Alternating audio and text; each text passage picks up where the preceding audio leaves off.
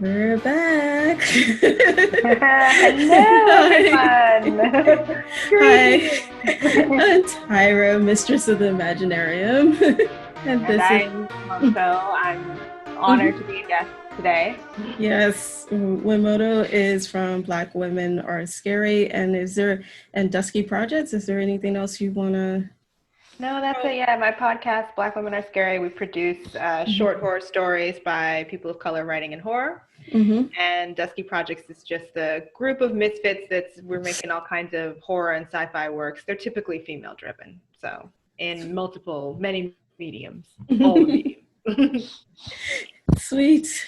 Today we are talking about the vampire sire, or rather, the relationship between a vampire and their progeny, which pretty much kicked off. I don't remember what made me think of it, but I'm very glad you thought it was an interesting topic in which to dip into.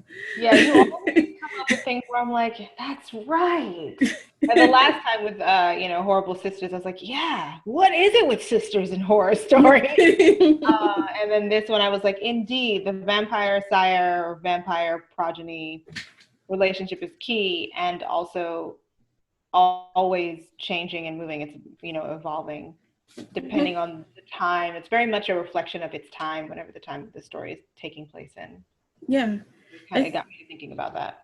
Yeah, I think, for a long time, like as far as any type of vampire relationship, that definitely has been the forefront. It's been vampire and human and what's going on there. And then their progeny or whoever they made vampires has just been always as side stories. Yeah. And like I said, I don't remember I mean, it's Halloween. So, and I was pretty much gearing up since August. So, so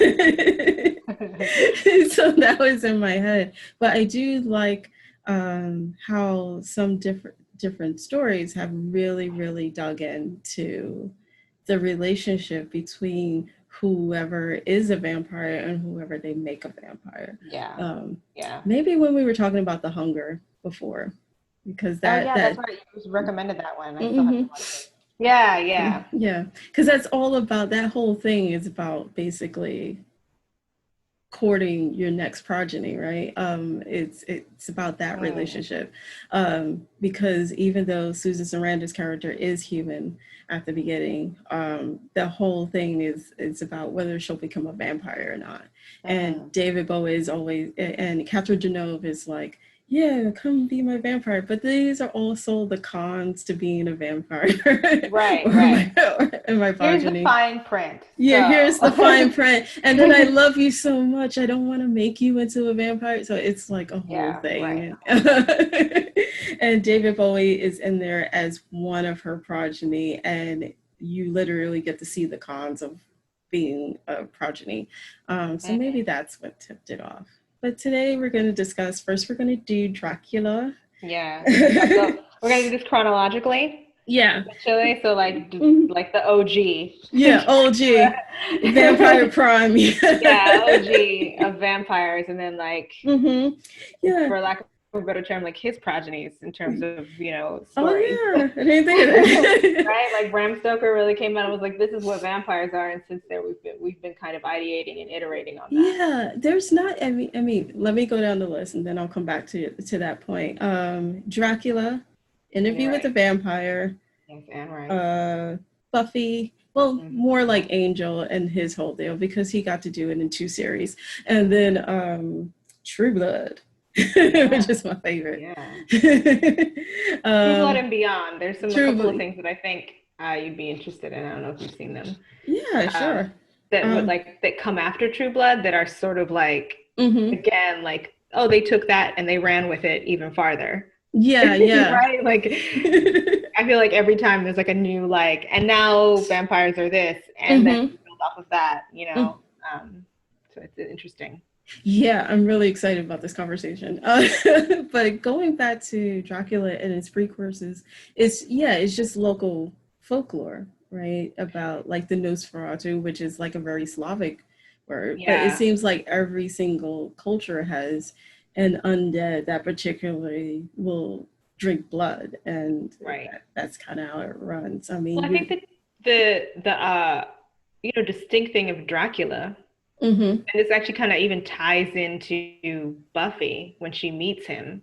Mm-hmm. Because that's like, he's at that point, she's like, oh my gosh, that's like the vampire. And Mm-hmm. a lot of the rules that apply to most vampires, even on that show, don't apply to him. Like, she doesn't actually Mm-hmm. kill him, even as much as she just like is not as enamored by him, and then so then it's like not worth it for him to stick around. But like, Yeah. even in a new iteration of vampires, Dracula still is so like, you're like deeply rooted in folklore and in that space of like your grandma telling you a story or villagers huddling around a fire, that you can't like really insert him into these new Mm-hmm. things without it being comedic. Like, it's Yeah. just funny because you're like, no, he doesn't even operate that. Like, it's a Mm-hmm. man. I think what's interesting is that, Vlad the Impaler is like a historical Yeah. figure, right? Yeah. So this is like kind of like, is it a myth? Are vampires real? Like, that's a real person that existed. It was an actual just brutal human being whose Mm-hmm. body went missing. So there's a real like mystery and kind of X-file around Vlad, right? And then Yeah. it grows from there.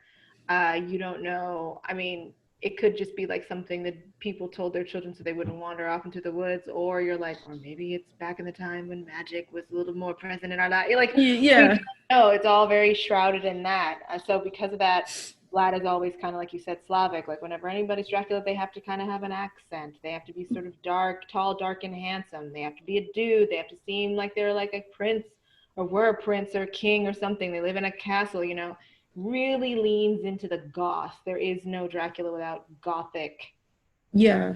iconography, Mm-hmm. and a very strong relationship to God and the church, right? Yeah.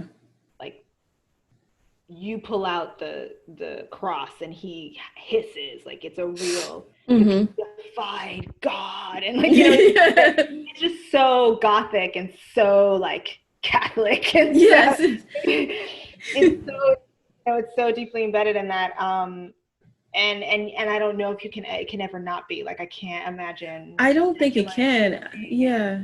I think we've any other tried. way. Yeah, I think we tried. Definitely in the 2000s. My God, did they try? Like, I remember Dracula 2000, and several other like little different miniseries that loves to reinvent Dracula every 2 minutes. But I remember a couple of years ago, just because it was 'tis the season, right? I decided to actually go back and read the novels that were based on what we come to know as the universal monsters like Frankenstein and Dracula, and because I had never really sat down and read them, like I love the original like universal movies.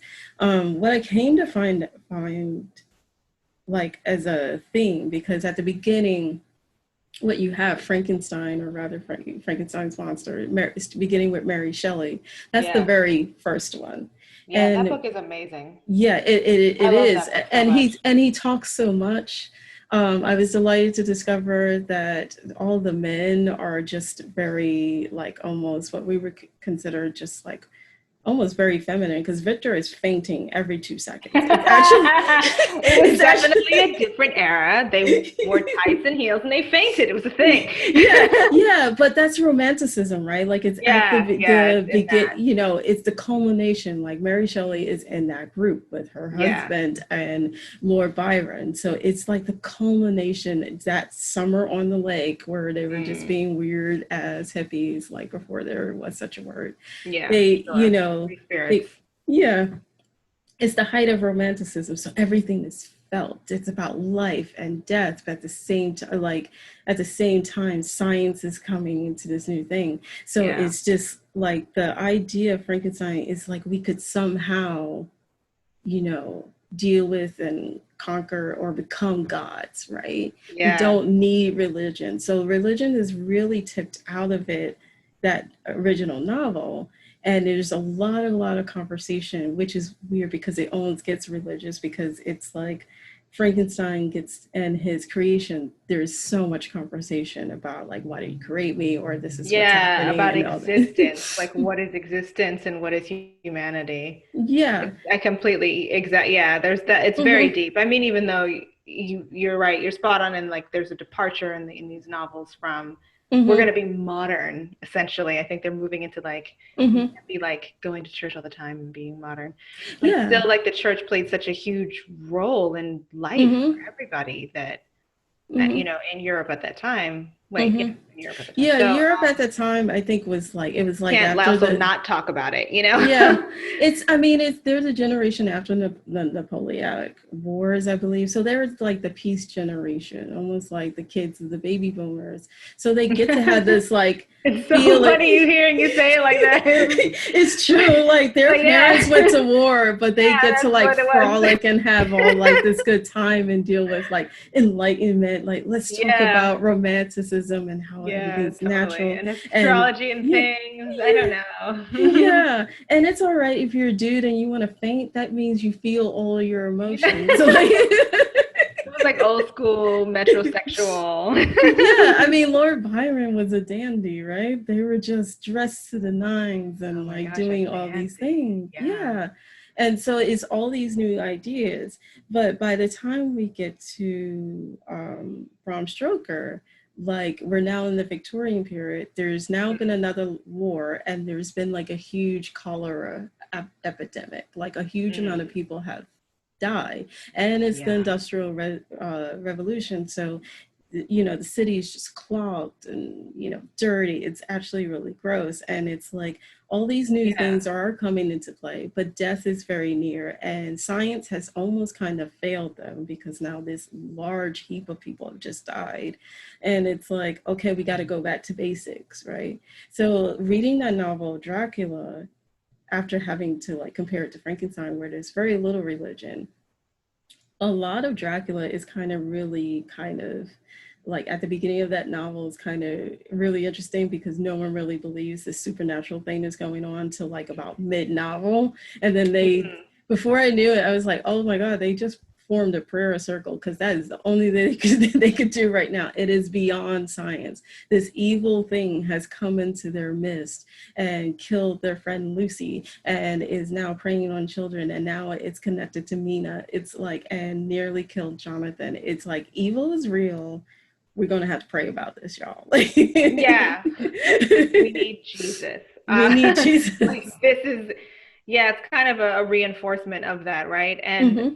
if I remember correctly, the novel is written in letter form, right? It's just It letters is. It's back and letters forth. and telegram. It's letters and telegrams and diary entries. Isn't that amazing? Yeah. Just the idea that that's the format of a novel, so you're reading it from other people's accounts. Like it's Mm-hmm. almost like again going back to the whole like Vlad was a person. It's almost like done in a research format Mm-hmm. and not like a narrative novel, even though it is a narrative novel. But Yeah. that's just an interesting way of putting it together as well, which is also kind of a merging of the religious and the scientific, right? Where it's like, Mm-hmm. okay, we're dealing with this belief in the supernatural, this belief in absolute evil, which means that there must be absolute good. Mm-hmm. Um, but we're doing it not through just like I'm telling you a story, but as though we're doing real scientific research by reading people's letters and telegrams and Yeah.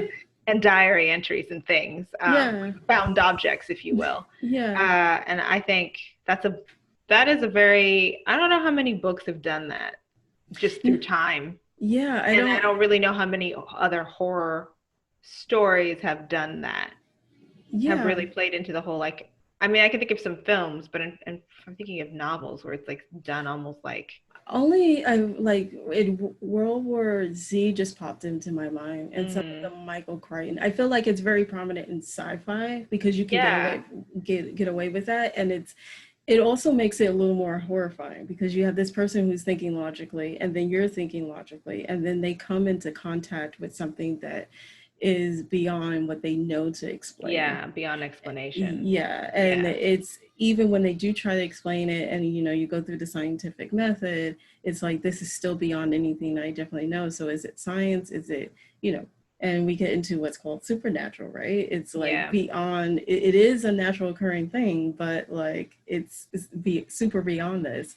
And I think that kind of makes it more horrifying, because if you're Because it sitting at leans into the folklore, like even telling a story where it's not just one person, where it's, an accumulation of accounts, mm-hmm, feels like I'm putting you in this village where you're going to hear from all different people, and then you really kind of fill in the blanks in your mind, right? mm-hmm, That's how legend works. yeah, So it taps into that kind of old sacred way of learning information, of storytelling, where you're hearing it from, it's passed down, it's through different people's perspectives, they add a little something, and then you're filling in the blanks. sure. Like, without having seen the movie Dracula, I still had expectations of what Dracula was. Mm-hmm. And I don't remember if I read that book before I saw that movie. I don't even remember when I read the book, and I honestly don't even really remember the book that much. Yeah. It didn't matter. And even when I came to the book, it was like, oh, I've never actually read this, but the reason I didn't actually read it is because I thought I knew it already. And it's like, how did that happen? Yeah, cultural like osmosis is a crazy thing. But even that, like what Bram Stoker was able to do is like bring all of those into focus, like because you have like this resurgence of like Christianity and like that cultural osmosis. So even though he's taking a lot of Slavic tales and bringing, the Nosferatu and bringing in Vlad the Impaler, it now comes into play. I mean, because a lot of people read it as an allegory of like the foreign invader into like, Victorian England, because he's a foreigner, he's a count, he's royalty, but he's not their royals. He's kind of creepy and ghoulish, and he's taking over their innocent young girls. And and it's like this whole theme of like at this point in time, how vampires are like this unholy plague. Like there's no romanticism in it. It's like vampires, like that thing is pure evil. And it's from the old world, but now we're realizing like one or two of them can always slip through. It's kind of like that fear of like that foreigner coming in and slipping into your midst, and it's an unholy plague. And it is, until you get rid of it, it's just going to keep spreading and growing and bring into. So it's about nationalism, essentially. Yeah, it's about like having it's nationalism. It's unless you're British, it's really bad. Because they had a whole empire. That's actually what that is, which might be why it's timeless, because you're always afraid of the other, aren't we?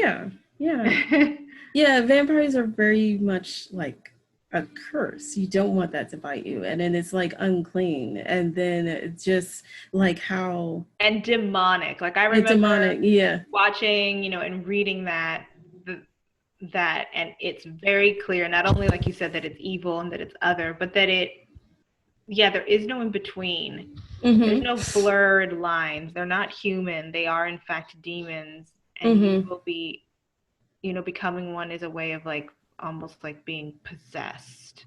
Like a possession. Their progeny has no like wherewithal. They have no sentiments at all. And I think that's, if we're talking about, who's Sire in that Dracula, like his sire, he has to bite you. You have to drink his blood to become this, and then you lose yourself. There's no personality. There's no you after that, and you are his servant. Anybody that Dracula sires does what he tells them to do. Like you said, there's no like sense. It's like you're completely taken over. And then they also have their familiars, right? These like human beings that help them Renfield the day. And they are also creepy and ghoulish. They kind of descend into that. So they start really regular, and then they start eating bugs because they want to hunt life. They're just they like devolve. I need lives. I need every iteration of that. And and somehow inherently that they're never going to become vampires. Like that's always the promise, and you're like, that's not going to happen to you. You're going to die. Yeah, but they always do. They are just there to kind of be like but it is almost like an infection. Like they are infected, and then they become this, like, they lose their humanity. So Dracula is definitely not human. Yeah, and we know that. Like, yeah, he's not human, and he's evil. yeah, and like, I just want to use that to like now kind of bridge the gap to like where it suddenly takes a turn, and then we could talk about like the movie, because like when Dracula, like the novel was really popular, then because Bram Stoker was also, he worked for a playhouse, they decided to put it on as a play, and he had a favorite actor, and he was like, "You're perfect as Dracula," and they did it as it was in the novel, and it closed after one night. Somehow, like, it was perfect as a novelization to scare you, but no one wanted to actually see this person preying upon, innocent virgins and all that stuff. Like, it didn't work. It doesn't really pan out until about 10 years later with Bram Stoker's widow. Like, he never saw it. He just like buried it. He never get to see it live. But when they made it sexy, when they started introducing him, instead of as, because in the original novel, Dracula is still grotesque. He's like more like the Nosferatu character. He just kind of appears younger when he drinks blood. But when they put a suit on him, it was like in the 1930s. No, it was in the 1920s. They gave him a suit and they made him sexy. And then all of a sudden, that line was wrapped around the block. So like, it's kind of this cool, like this, we tend to think of things as old fashioned, but that's kind of what we're hungering for. It's like this need or this want for the thing you're not supposed to have. Right. So yes, Dracula then becomes the bad boy. Yeah. Like, he falls into that. Even like they cleaned him up a little bit. He went from like just a ghoul who's gonna eat his face. They gave him a makeover and people were like, and then they just stuck a suit on him, and you're like, well, it's not so bad. Yeah, I would let him buy it. Like, usually, which is like, yeah, and you get to switch. Yeah. And the emphasis now becomes, instead of the guys too, it becomes on the women, because you have always the Lucy and the Mina. Mina is resisting. And then you have Lucy, who in the novel is still very pure. She just, you have that whole thing where she had a bunch of suitors, and the symbolism of her, like when they're trying to save her, they were giving her like their blood, and it's the blood of like 3 different dudes, and it's like body fluids. That's disgusting. Yeah, it's really, really gross. They didn't. There's no such thing as like blood type back in the day. They were just like, you need blood, we're just gonna put it in here. Ugh. Yeah, the novel's kind of like gross. That's what killed her, not you doing like these like not hygienic medical practice, non-hygienic. Yeah, they also give her morphine at some point, so it's it's like this. I don't think this was vampire stuff. There's so many things you can read into like Dracula, from like when they're talking about Lucy, like clearly this is talking about women's hysteria and stuff like that. It's great. It's like, pick a theme and you can find out like you're gonna have a whole thing. But I do like how they, like, all of a sudden when they make Dracula sexy, now they have the 2 types of women. You have always the Lucy character, like once it jumps to film, the Lucy character who is all about hooking up with Dracula and turning and showing what happens when you hook up with the bad boy, right? And then you have the Mina, who is kind of drawn to him, but she decides no, she's going to choose the virtuous. She resists. She's going to choose the virtuous Jonathan, who it's like, nah. Okay, sure. Yeah. So what do you think about that turn to now? Oh yeah, and then you also, I always forget the brides, because they're kind of like weird like chicks that are hanging on Dracula. The 3 brides of Dracula that he's turned. And they just do his bidding. They just do his bidding. Yeah. It's like you get to see the 3 different versions of that, the one who resisted, the one who kind of wants it and could very well turn, and what happens when you actually turn with the brides, right? Yeah, yeah, Mm-hmm. like what that really means. The lack of autonomy. I mean, the minute they introduce sex into it, you Mm-hmm. get into the issues that Puritans had with sex, and like and then the whole of Dracula becomes really very rooted in that, Mm-hmm. or a bit overshadowed by that. Like, that's why I think it's interesting to talk about the novel and like how it was kind of like, oh, are we talking about ethnic identity or what are we Mm-hmm. doing here? And all these other things that were going on at that time, and then fast forward to, okay, we're going to make him sexy. It's like, well, now we're just talking about our sexual inhibitions Yeah. and fear of like women's sexuality Yeah, in because particular, that happens in the right? 20s, and you have the flapper, and now Yeah, they could kind of like finagle getting birth control, and it's about right. It's kind of, you've already had like a suffragette presence, mm-hmm. and then of course, again, I'm only coming from a very American perspective of what was happening in the 20s here for women and Mm-hmm. women's rights, and like the struggles and the arguments that were going on. But yeah, I mean, I would say that there is and was and has been a definite fear of just what happens when you want to just acknowledge that women are human beings and they have sexual urges, right? So Yeah. then this whole thing starts to rotate around that, and that's where you have like the virgin and the whore Mm-hmm. coming into play. uh and it's funny that you say this, like not only in Dracula, but like it sets the tone for almost all horror stories. Yeah. Right, like Yeah. Final from girl then is on, always a virgin. like all horror stories then have to contend with that on some level, Mm-hmm. up until really recent history, where you've got women being able to, tell horror stories, and starting to challenge that or do away with that and create new focal points and new, foundations to build on or iterate off of that move away from that, where it's like that's really not the point. Yeah.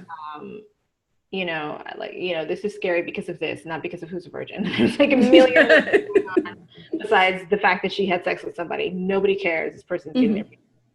their. I'm just thinking of Lovecraft Country, like throughout. This has nothing to do with vampires, but like Mm-hmm. that same space where virginity and sexuality and sex and sexuality really moved very differently. So now we're like starting to pull away from that, but even in Mm-hmm. like things that are written now, like Sabrina, Mm-hmm. definitely having sex when and how much still matters. Yeah. And this like setup that you have of the Lucy and the Mina and the brides, like still exists in throughout the things that we're going to talk about, Interview with a Vampire, Mm-hmm. and True Blood. Like Yeah. that still is like in like baked into telling a vampire story Mm-hmm. specifically, and also baked into telling horror stories, Yeah. period. Because like the vampire bite, it's very piercing. It's very phallic, right? It's about Yeah, like that sexual desire, and we'll that into like with True Blood when we talk about that, because they don't really need blood for some sustenance. I mean, they could either drink True Blood, or they could just have someone that they continues, like they're human, as they like to say, that they could just feed off of for a very long time without killing them. But when they do bite, or whenever they're erotically turned on, those fangs come out, and how close that's tied to sex. yeah, yeah. It's a And part of sex. it I mean, starts with Dracula. yeah, yeah. You can't move away from that. Mm-hmm. You might like start to fuss with the sexual politics of it, but the sex and the biting and the blood Yeah, because every time, triangle, like when if he you goes, will. yeah, because when he goes after Mina and when he goes after Lucy, it's both in the bedroom. Yeah, Like he's yeah. going. Whether they did it or not, it's like, we didn't do this outside. I came to your room. They could have said Hmm. it anywhere, but it's like, no, Yeah. you know what this is a metaphor for. You know what I'm talking about. So before we switch over and talk over to about Interview with the Vampire and how things shift there, do you have any, like, because we both chose the Francis Ford Coppola Dracula. Yeah. Do you have any notes on that you want to say? Just that, and this was something I saw on my Instagram feed where they pulled a quote from that movie, Mm-hmm. and they were like, "Do you, you know, you forget that it's a love story." Yeah, And I was like, "That's right." Like I have. watching it, and Mhm. Gary Oldman is doing all of the things with his ridiculous hats and wigs and sunglasses. I mean, they were like, let's make him all of the things. Mm-hmm. It's Winona Ryder, so like it's Winona Ryder. It's like Edward Scissorhands is her boyfriend, Dracula is her boyfriend. Like she is like. Mm-hmm. And then she goes to Hawkins, and Will is her son. Like I'm like, it's always you, girl. Mm-hmm. So that scene where she's crying, I forget. He tells her something. I've crossed oceans of time, Yeah, like it's to just be with so just to find you. epic. In that room that they were in, that felt like they were inside of a music box, Mm-hmm. and she starts crying, and he turns her tears into diamonds. Yes. Like that's right. This is a love story. Like when have you seen that happen anywhere? And I have not yet seen that level of romance No. in any of the other spaces, right? Like it Mm-hmm. still leans. I don't know, because maybe because we think it's too cheesy. Yeah, I think we You know do. what I mean? That I kind of like love. heightened romance, but like Mm-hmm. he is so eloquent. He is talking about oceans of time and eternity to get to you. He is like, we are soulmates, and then he Yeah. turns her tears to diamonds. Like, holy crap! Yes. And So they're much dancing with so, candles, and she's got that nice red dress on. it's so many things, and Mm-hmm. then and so much so that when Keanu Reeves shows up, I'm kind of like, I'm not really feeling him. Like, what would be so bad about this? Yes. And like, are you in fact getting in the way of destiny, dude? Mm-hmm. If everything he's saying is true, like he talks a good game. I Mm-hmm. also think what's interesting in that film, and I don't even know, I can't remember if this is how it happens in the book, but it is up to Mina to Yes. kill him. It is not actually all these men who are, and Van Helsing is there, like the Van Helsing. But at the Mm-hmm. end of the day, it's like, take several seats, Van Helsing. It is Mm-hmm. not me because I am Mina. And Yeah. I think that's an interesting thing that happened in that film. Yeah, they make When her we move, triumphant. Like it's when we move between into those two. like, when you like just take that idea and then like put into like, there can be unto every generation a slayer is born, blah blah blah. Yes. It's like it's a little, just like a dash of that idea, because Mm-hmm. it comes down to her, and Mm-hmm. she loves him Yeah. right up until she kills him, Yeah. and possibly even after. Like she doesn't kill him because she thinks that he's evil. I get the impression. I feel like she killed him because she understood that he like really could not exist in this time. So Mm-hmm. even in the this is my interpretation of the film, like it seems like even then, and that's like a period piece, it's like Dracula is still out of time because he's from a Yeah. time before this one, Mm-hmm. before we're getting into like industry and science and modernism and just sort of like feeling ourselves, right? Mm-hmm. People have like carriages, and I don't know, they thought they were fancy, right? It's the beginning of that, and even in that time, Dracula is out of step and cannot be like, it's almost it seems as though she saves him. From that, yeah.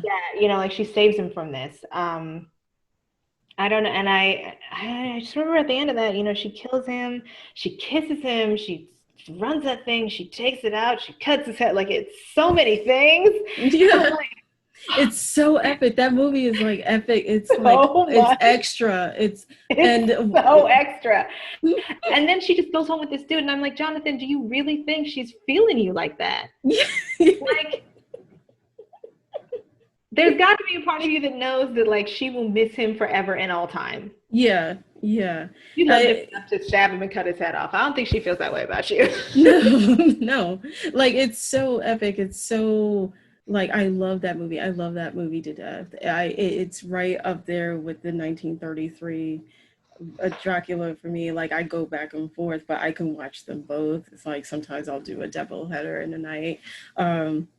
But yeah, that's what it's all about. It's this love story because of this thing that happened centuries before. Like, he gave up his humanity because he was so distraught that this has happened, that he's willing to give up his God, right? And is now stuck and emotionally frozen in this time. And then through like chance, like because he just kind of want to spread his evil, like he's lost his humanity, he finds that she is reincarnated and needs to get to her, right? And I love that for the first time it's shown that he has a struggle within himself as to what he is going to do with her specifically. Lucy, he could give a damn about. Yeah. But she's a way into her life and everything like that. But he struggles back and forth. He could have literally at that, Nickelodeon bit her and she would have been his. But he continuously goes back and forth. He gets frustrated, like when he learns that she's going to meet Jonathan.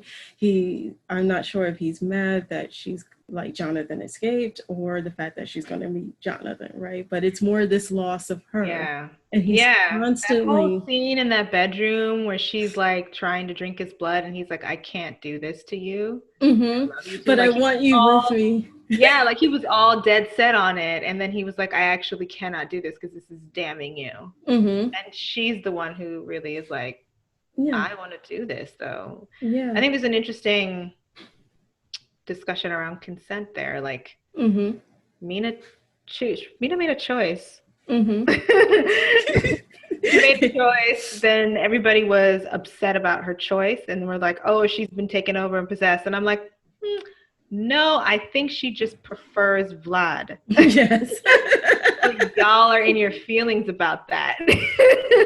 And then so she has to like kind of make an executive decision about the life that she can actually lead. Yeah. As a woman in that time. Yeah, I mean, she does say, you could look at it through that lens if you wanted to, you know what I mean? Yeah, but I think it's definitely right. And what's cool about it is like she saves him because she removes him from this damnation. He's like released from this. Yeah. Like he's been in this purgatory because of his love for her and they've been separated. So it ends very romantic but also triumphant. Like, I mean, it's a tragedy, right? Like it follows that. It's goth, like, it's tragedy, it's romantic, it's all the things. He dies because of the love. Like it's in all of that. I think I would love a story where we get to see like the part 2 of just like what is Mina's life after that. Interview with the vampire and and Rice. And Rice then steps on the scene. Like let's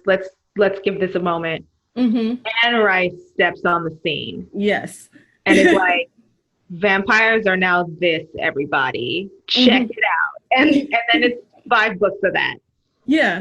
For a while, that's what vampires are. And we all have to contend with like her model of what it is. Right?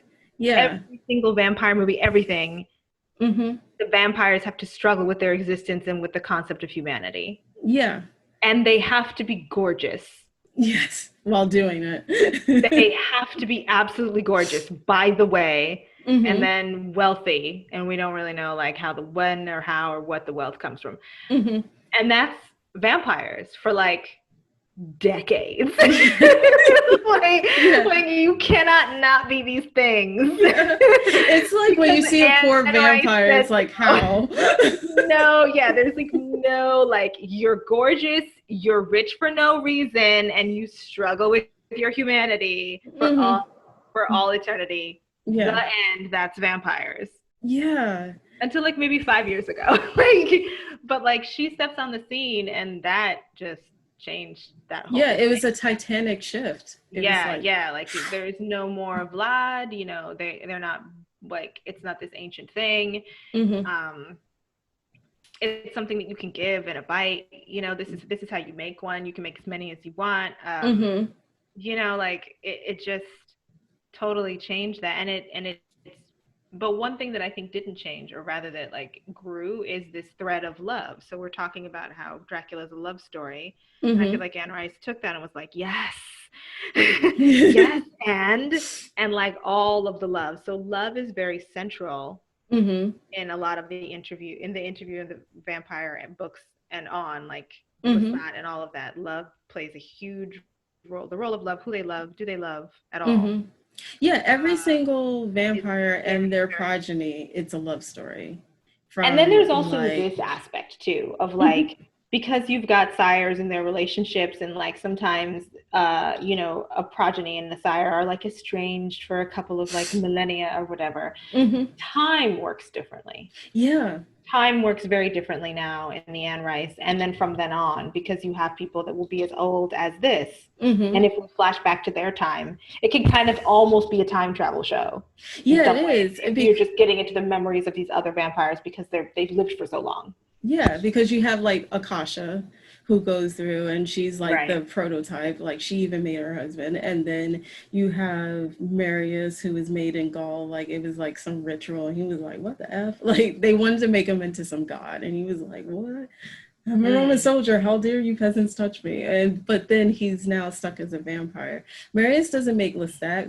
Marius found Lestat when he was particularly young, because Lestat's sire, for whatever reason, was this crazy ass vampire who bit Lestat randomly and then immediately killed himself. And Lestat was like, woke up, was like, oh, so Lestat was an orphan. Yeah, and that I love.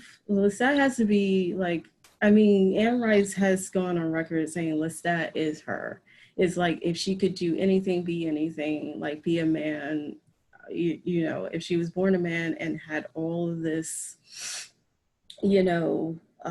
money and attention and everything, this is who she would be. And it like Lestat, or the Brat Prince, as they all like to call him, has like, and because of that, he has the most rich and fantastic storyline throughout all the novels. Yeah. He kind of runs through that vampire society. They kind of want to kill him, but they, he's a lovable bastard, right? He's an outlier, even amongst his own people. He's an outlier. And it all comes from having been this vampiric orphan. And he was already, he was an aristocrat, but he was a bourgeoisie. Like his father wanted him to become like some lawyer and whatever, but they had all the aspirations to move squarely up. Middle class. Yeah. His father like did that. He's very close to his mother, and he has a younger brother or whatnot. And so he comes home. I forgot whatever. No, his dad's alive. Like he begrudgingly takes care of his dad, but he made his mother into a vampire, and then things got weird. As they do. Yeah, and she couldn't really handle being a vampire, and then I think he sent his like brother off to school. So I think what's cool too about Anne Rice is that they not only become vampires, but it's how do you deal with your family when you suddenly become immortal. And then what happens after that when you outlive them, and it's really, really interesting. It's all these emotional things. What is the psychological impact of becoming a vampire? Yeah. Yeah, Interview with a Vampire was super broody. Yes. Right? Like that's all he did was like whine and cry about it, really, honestly. Yeah, Louis is just so sad. And Lestat makes fun of it. Yeah, it's like so much Louis. But I think in terms of this progeny sire, like who is my sire, it really does matter. And the dynamic there is that is your parent. They are responsible for you. They are supposed to take care of you to a certain extent, teach you how to do this. And then eventually you can go off on your own. Yeah, you're not compelled to stay there in this. Forever, but they do need to set you up for success. And that is their responsibility. And it did feel like if you didn't do that, your community would talk about you. Yeah. Like you were bad. That was huge. You couldn't be a bad sire. And that's the only respect a lot of people had for Lestat, is like he took care of Louis.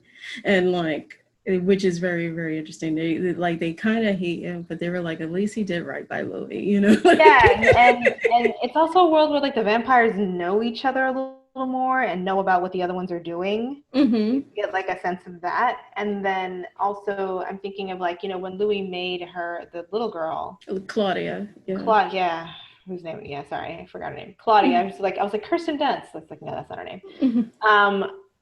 When he made her, that was a moment of critique from Lestat. I do remember. Yeah, because you're not I supposed to remember make that you're someone not that supposed young. to make someone. Yeah, and I thought that that was interesting. That there's rules. Mm-hmm. There's rules around it now. Like him saying that and his disapproval is like, you learn that that is actually a taboo. You're not supposed to do that. Mm-hmm. Louis could have, and in some ways did, get in trouble for that. Mm-hmm. Um, you can't kill a vampire, which Louis really breaks that rule. yeah, and you're not then, supposed to turn children, and you can't turn children. And then he's like, Louis is a bad vampire is the thing. He's actually not good at it. He does that. He makes that woman so that she can have a mother. Essentially, Yeah. again, it's like I have to set her up for success because she can, even if she's like 100 years old, she looks like a child. And so how is she going to move through the world? She needs somebody to pretend to be her, Mm-hmm. I thought that that was an interesting, there's this sense of responsibility and morality. Yeah. That And I don't know if mattered so much. That's not about the church. That's about like what is a humane thing to do. Yeah, they really remove. I mean, Anne Rice really does remove a lot of the church out of it. Like that's the first thing they acknowledge about crosses. And Louis is like, that doesn't matter. I can see myself in the mirror. Unfortunately, coffins are a real thing. We just need to like sleep in that and blood. And I think, in context, she had a child that had just passed and she was in deep depression and kind of used interview to write her way out of it. Like she had written novels before, but she says one night like she had insomnia and she woke up and she was like, I gotta write something, maybe I'll journal write. And then the idea popped in her head, what if she had to interview a vampire? Because I think she had done some journalistic work. And she started from there. And before she knew it, she just kept writing and writing and writing. And so Louis and Lestat are different parts of herself. And Claudia, she was like, at the time, she denied that Claudia was her little girl. But later she could understand she was going through this grief of having lost her child. And then, which it brings into that whole parental, what it means to be a good parent, right? Yeah. Because and so it's a lot of humanity and it's super sad when you know the origins of Claudia. It's like, Claudia is already tragic. Yeah. Indeed, she is. Because not only is he a child, but you get to see that growth. At one point, in the book, you get to see like she's 60 years old at one point where she has that absolute freak out of like, how was I made? So could you imagine being in a child's body where you are maturing and your body is still I felt so bad for her. I remember reading that book and really feeling a lot of pathos for Claudia. Yeah, and then having like crushing on your like vampire dad or whatever, and it's like you don't get to participate. The whole thing is confusing. And vampires being sympathetic, vampires having weight on their shoulders, and feelings, and immortality being hard. Yeah, is what's happening in all those stories, like and becomes like the focal point of telling a vampire story, is struggling with like, well, what is humanity, and also like what is immortality? What do you do with that? Is that really, is it a gift or is it a curse? Yeah.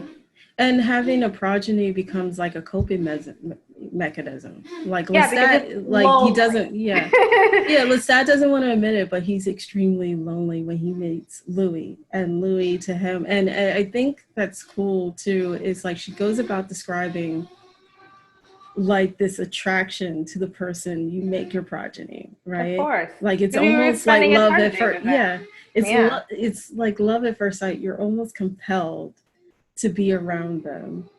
And it becomes clearer as you get to see like the other vampires. Like Marius, he has other progeny. Like he makes Armand, and he makes Pandora, who is not, she like peeks out, like she's one of the vampires in Queen of the Damned, but you would never know who she is. But Pandora, he was just, and they stayed together for like 300 years or something like that.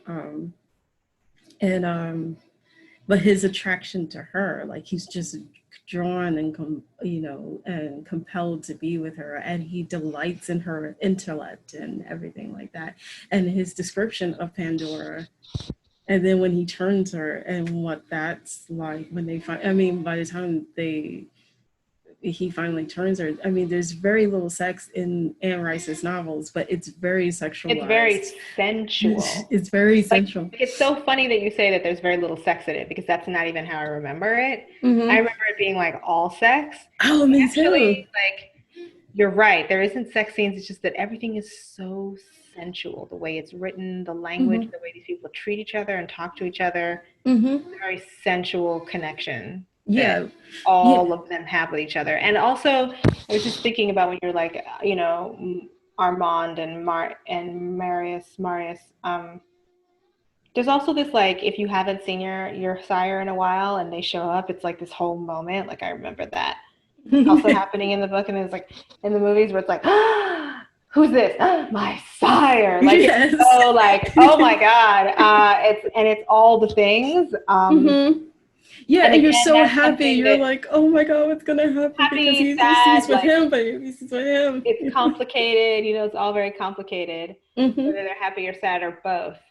And that is something that, again, is introduced with her and stays from then on. From then on, you're attached to your sire. Yeah. But that your sire showing up is a moment. Yeah. Right? Like, from then on, that's the case in all of the vampire stories that you see, in all of the series. Like, it's a big deal. It's a big deal to even find out who sired who. That's another thing. Like, that's information that matters. Yeah. It's important. Yeah, and some of the things I'm like, why do they keep that secret? I mean, but then in other things, like who it's your like, maker is, right? Yeah. Yeah, like, it becomes knowing that is power. And that's not the case in Dracula. There's also less familiars. Yeah.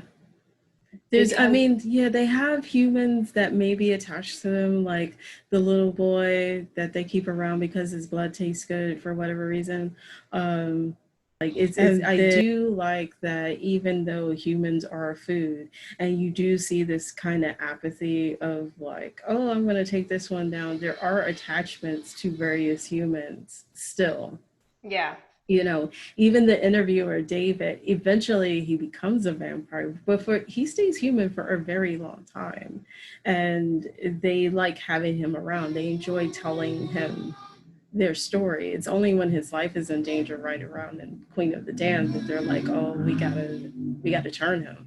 But there is this attachment, and I think it's just another way to cope, right? You get a detachment to the present day and to your old humanity, but at the same time, it is very, you know, that person could very well be food or whatnot. So it's very weird. That dynamic becomes way more blurred than in Bram Stoker's. It's very clear, like the Renfield person, who they are, what the role that humans play in Dracula's life. It's clear. And it starts to get really fuzzy once you get to Anne Rice's vampires. And I think that, but that's intentional, right? Because she's basically musing about, like, what is existence? Yeah. Right. And so you're supposed to be like thinking about that. So I think, of course, she's going to be like, she's going to do away with the Dracula, but she had to do that. Like, I think